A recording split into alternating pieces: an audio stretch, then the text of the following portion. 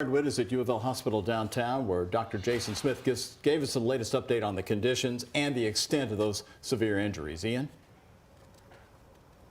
That's right, Doug. Like you said, 2 people in critical condition, a total of 7 patients here. The remaining 5, Dr. Jason Smith says, are stable. He said that they had to be treated for industrial decontamination.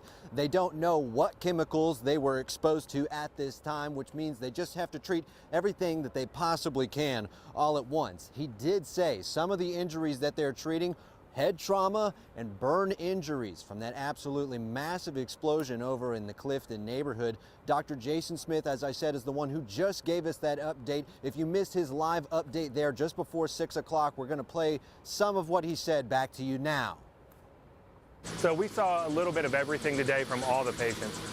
There were a fair amount of burn injuries, a pretty significant amount of blast injuries as well, from the penetrating and blunt injuries from the force of the explosion, as well as some crush injuries where some debris had fallen on the patient. I think the biggest thing that you run into in something like this is it's based off how severe the injuries they have, and you always worry about brain injuries just like we would for every other trauma, and then making sure that we can treat their orthopedic injuries or other sources of bleeding. Luckily right now we don't have any patients that I can identify that are bleeding significantly, so it's managing all of those blunt injuries that we have.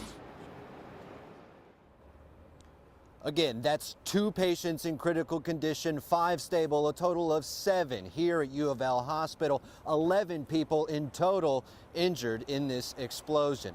Dr. Jason Smith there told us earlier that he's hopeful they'll be able to get through this and that the first responders on the scene were actually able to start medical treatment before those people even got to the hospital. We're obviously holding out hope for those 2 in critical condition. For now, I'm live outside U of L Hospital. Ian Hardwick, WHAS 11, on your side.